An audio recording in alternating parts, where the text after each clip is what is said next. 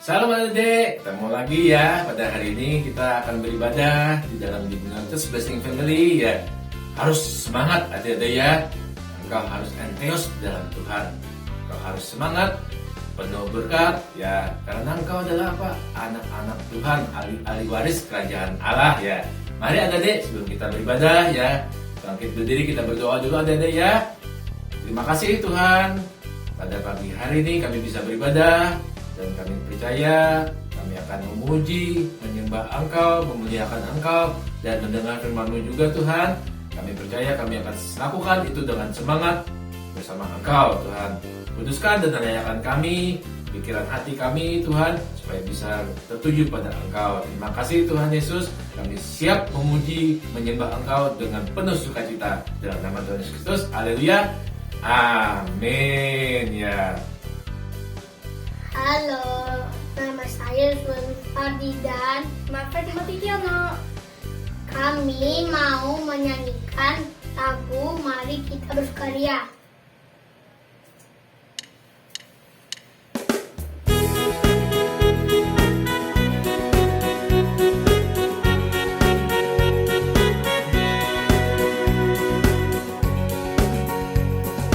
Mari kita bersukaria. Karena ini hari bahagia, kita berkumpul jadi satu. Puji Tuhan semesta itu, haleluya. Tepuk tangan Maria berseri, hilangkanlah hati yang sedih. Yesus berkata, bukankah Yesus berkata bahwa yang dirikan kita, mari kita bersukaria. Mari kita nyanyikan satu kali lagi.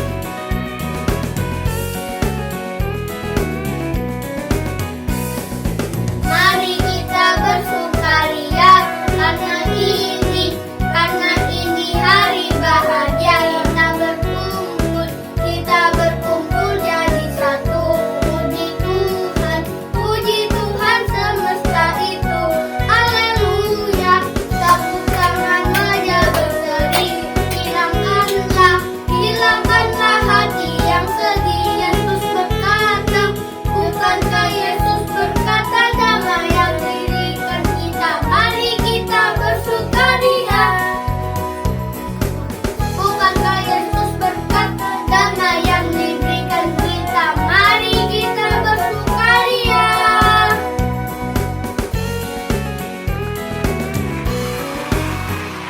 Dadah teman-teman, terima kasih.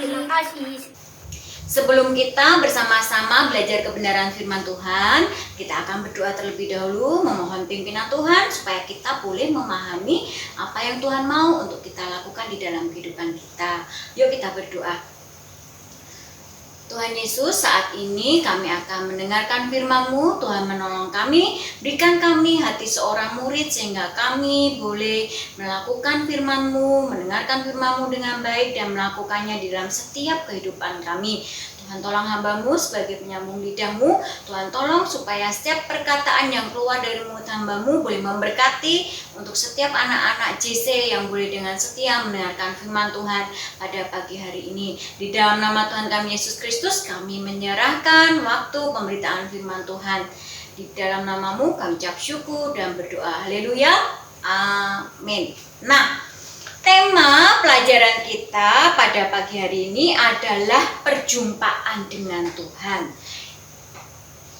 Apa itu maksudnya perjumpaan dengan Tuhan? Nah, kita hari ini akan belajar dari satu orang yang hidupnya mengalami perkara-perkara indah luar biasa. Dia dipakai Tuhan luar biasa sampai ke anak-anaknya. Dipakai Tuhan secara luar biasa menjadi saluran berkat buat banyak orang, ya. Kalian pasti tahu nih tokohnya nih. Kita sudah sering belajar. Nah, bacaannya diambil dari Kejadian pasal 28 ayat 10 sampai dengan ayat yang ke-22. Wah, ada 12 ayat. Tidak akan kita baca, tapi kita akan ingat kembali ya inti dari perikop ini. Nanti kita ulangi ya. Kejadian pasal 28 ayat 10 sampai dengan 22. Perikopnya berjudul Mimpi Yakub di Betel. Nah, jadi ternyata pagi hari ini kita akan belajar dari Yakub. Nah, masih ingat siapa itu Yakub? Dia ingat enggak? Sudah lama nggak sekolah minggu, jangan-jangan lupa deh. Siapa Yakub? Yakub adalah Yakub itu adalah kembaran dari Esau. Ya, dia adalah anak dari Ishak. Kemudian nanti dia akan mempunyai 12 anak, salah satunya bernama bukan Yudas, Yusuf. Ya, kalian tahu kan Yusuf itu siapa? Yusuf itu adalah seorang penguasa di Mesir yang menyelamatkan dari bencana kelaparan. 7 tahun kelimpahan, 7 tahun kelaparan. Masih ingat enggak? Nah, itu ternyata Yusuf itu adalah anak dari Yakub. Nah, kalau kita lihat perjalanan hidup Yakub ya, awalnya dia itu seorang yang licik. Kok licik? Kok bisa? Nah, kalian ingat bagaimana Yakub menipu kakaknya, menukar hak kesulungan kakaknya dengan semangkok masakan kacang merah? Ingat itu? Itu licik ya, dia penipu. Kemudian dengan akal liciknya dia menipu bapaknya. Supaya apa? Supaya berkat anak sulung itu jatuh kepadanya. Nah, tapi ternyata di dalam perjalanan hidup selanjutnya dia dipakai Tuhan secara luar biasa. Kok bisa? Ya karena dia sudah mengalami yang namanya perjumpaan dengan Tuhan. Di perikop ini dijelaskan ya, bahwa waktu itu Yakub itu sedang melarikan diri dari kakaknya Esau yang marah karena sudah ditipu, hak kesulungannya diambil. Esau waktu itu marah besar sampai ingin membunuh Yakub. Akhirnya sama ibunya, ibu Yakub ini si Ribka ya, Yakub disuruh pergi ke rumah pamannya yang bernama Laban. Nah, di dalam pelariannya itu dia merasa lelah, dia merasa capek, kemudian dia ngambil batu dipakai buat bantal gitu ya, kemudian dia tidur. Nah, ternyata dalam tidurnya itu dia mimpi. Dia seperti melihat tangga turun dari langit sampai ke bawah, di sana ada malaikat naik turun. Ya, kemudian ternyata ada satu orang mendekati dia. Yuk kita lihat yuk. Di dalam ayat 13 sampai dengan ayat 15. Ya, ternyata beginilah firman Tuhan. Berdirilah Tuhan di sampingnya dan berfirman, Akulah Tuhan, Allah Abraham, nenekmu, dan Allah Ishak. Tanah tempat engkau berbaring ini akan kuberikan kepadamu dan kepada keturunanmu. Keturunanmu akan menjadi seperti debu tanah banyaknya, dan engkau akan mengembang ke sebelah timur, barat, utara, dan selatan, dan olehmu serta keturunanmu semua kaum di muka bumi akan mendapat berkat. Sesungguhnya aku menyertai engkau dan aku akan melindungi engkau. Kemanapun engkau pergi, aku akan membawa engkau kembali ke negeri ini, sebab aku tidak akan meninggalkan engkau, melainkan tetap melakukan apa yang kujanjikan kepadamu. Nah, ternyata di dalam mimpinya itu dia bertemu dengan Tuhan. Dan Tuhan berkata kepada dia, Tuhan berjanji akan memberkati, akan menyertai, akan melindungi, dan akan membawa kembali Yakub ke tanah kelahirannya. Nah, dan ternyata kok kalian baca tuh sampai ke belakang, semua janji-janji yang diberikan Tuhan kepada Yakub itu digenapi. Jadi yang namanya perjumpaan dengan Tuhan itu akan mendatangkan segala hal yang baik di dalam kehidupan seseorang. Nah, kalian ingin gak mengalami perjumpaan dengan Tuhan dan akhirnya hidup kalian boleh mengalami segala yang baik? Mau dong tante, mau dong. Aku mau ketemu Tuhan supaya aku hidupnya jadi berkat buat banyak orang. Bagus. Lalu tahu gak caranya gimana? Kan zaman sekarang ini Tuhan tidak bertemu secara langsung. Ya, nggak bisa langsung mendatangi kita. Bisa mati kita karena dia sungguh dahsyat dan sungguh luar biasa. Ya, tapi ada beberapa orang yang memang punya karunia itu, mendengarkan suara Tuhan secara langsung, bertemu Tuhan secara langsung. Lalu apa yang harus kita lakukan kalau kita nggak memiliki karunia seperti itu? Yang pertama kita harus lakukan adalah kita harus membangun mezbah. Apa itu mezbah? Ya, kalau di dalam Google, mezbah itu adalah suatu tempat di mana kita bisa bertemu dengan Allah, bisa bercakap-cakap dengan Allah, memberikan persembahan, korban syukur kepada Allah. Seperti itu. Jadi mezbah. Ingat enggak? Dulu orang-orang pada zaman dahulu harus membawa korbannya ke depan mezbah Tuhan. Ada membawa domba, ada membawa burung sesuai dengan kemampuan mereka, gitu ya. Nah, kalau zaman sekarang ini kan nggak ada tuh yang namanya korban binatang. Nggak ada. Lalu apa yang kita korbankan? Ya waktu kita. Loh kok bisa waktu kita? Berikan waktumu. Daripada nonton YouTube kelamaan, ya toh? Lebih baik bangun mezbah bersama Tuhan. Caranya gimana? Berdoa, memuji Tuhan, membaca firman Tuhan, seperti itu. Itu cara kita bercakap-cakap dengan Allah. Kan kita nggak mungkin tuh berhadapan langsung dengan Allah. Tetapi lewat Alkitab ini ketika kita membacanya, kita tahu apa yang Tuhan mau kita kerjakan. Kita tahu janji-janji Tuhan kepada kita. Gimana kita mau ngerti janji Tuhan kepada kita kalau kita nggak pernah baca Alkitabnya? Lalu lewat doa-doa kita juga bisa menyampaikan ucapan syukur kita. Kalau kita tengok ke belakang, sungguh luar biasa kasih Tuhan kepada kita. 2 tahun loh kita ibadah online. Coba, ya. Bersyukur masih bisa ibadah online. Bersyukur masih sehat, ya. Masih mempunyai keluarga yang baik, bisa makan, bisa minum setiap hari. Itu semua karena kasih dan kebaikan Tuhan. Nyatakan syukurmu, bawa korban syukurmu, bangun mezbahmu, naikkan pujian-pujianmu, naikkan doa-doamu kepada Tuhan. Berikan waktumu untuk membaca firman Tuhan, ngobrol dengan Tuhan. Ya, nyatakan segala doa-doamu, kerinduanmu hanya kepada Tuhan. Mungkin Tuhan gak akan langsung jawab kepada kita, bisa melewati orang lain. Sering Tante Lita seperti itu. Misalnya Tante Lita punya keinginan, itu ya masih hanya dalam hati. Tuhan, aku kok kepingin ini ya Tuhan. Hanya bilang seperti itu. Tapi tiba-tiba ada berkat yang sama Tuhan kirimkan seperti apa yang Tante Lita inginkan. Tuh Satrio Krishna juga sering tuh, ya. Pengen makan pizza, tiba-tiba ada yang traktir pizza. Pengen makan ini, pengen makan itu, tiba-tiba ada yang memberkati. Itu cara Tuhan menjawab doa-doa kita, ya. Jadi bangun mezbah, ya. Mengapa kita harus membangun mezbah? Nah, ketika kita bersekutu dengan Tuhan, ngobrol dengan Tuhan, maka kita akan mengalami yang namanya pembaruan hidup. Nah, orang yang bersekutu dengan Tuhan, berdoa, membaca Alkitab, pasti hidupnya akan diubahkan. Firman Tuhan ini ya yang akan membuat kita berubah. Ketika kita yang tadinya suka ngomel-ngomel ke mamah papahnya, ketika membaca firman, hormatilah ayahmu dan ibumu supaya lanjut umurmu di tanah yang diberikan Tuhan Allahmu kepadamu. Langsung, wah ini Tuhan berfirman seperti ini, aku harus berubah. Kemudian, ya, ada lagi, ketika sudah mulai malas beribadah online, tiba-tiba membaca ayat Alkitab, ingat dan kuduskanlah hari Sabat, sebab 6 hari lamanya engkau sudah bekerja.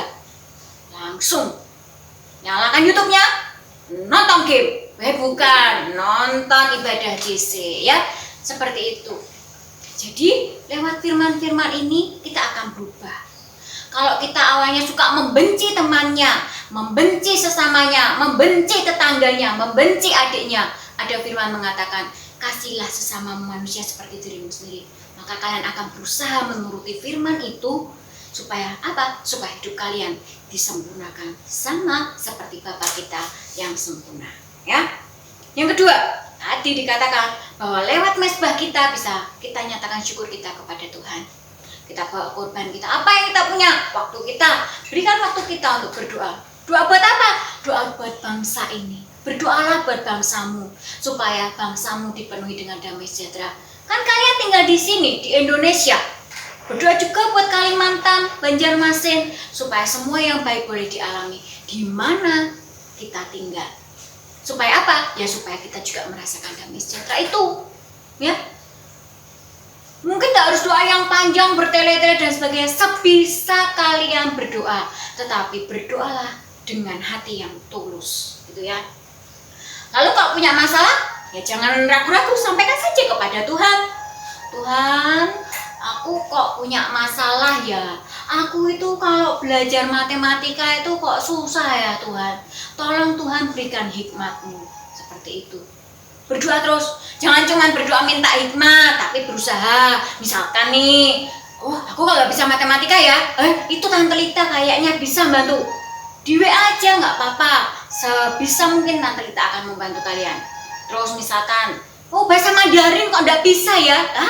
Ada Cece Petris. Cece Petris pintar bahasa Mandarin. Coba tanya kepada Cece Petris. Seperti itu ya.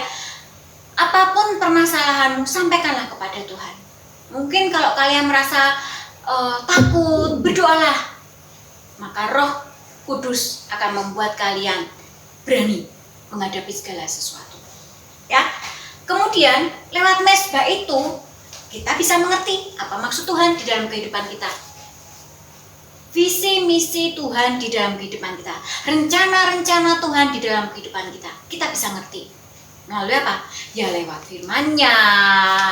Terus ketika kita ikut ibadah JC online, ya ikut onsite ya. Ikut onsite waktu Bapak Pendeta berkhotbah. Oh, kapan hari kok saya pernah bertanya kepada Tuhan tentang hal ini ya? Kok dijawab ya lewat Pak Kris ya? Luar biasa ya. Seperti itu. Waktu mendengarkan firman Tuhan mungkin, loh, ini sama loh pertanyaanku, sama seperti yang kutanyakan kepada Tuhan. Kok dijawab ya sama Om Robi lewat firman-Nya? Luar biasa. Seperti itu ya. Jadi bangunlah mesbahmu, bawa korbanmu, nyatakanlah segala kerinduan dan pergumulanmu kepadanya. Nyatakan syukurmu ya. Ingat, dengan mesbah Tuhan yang kalian bangun, maka kalian akan apa?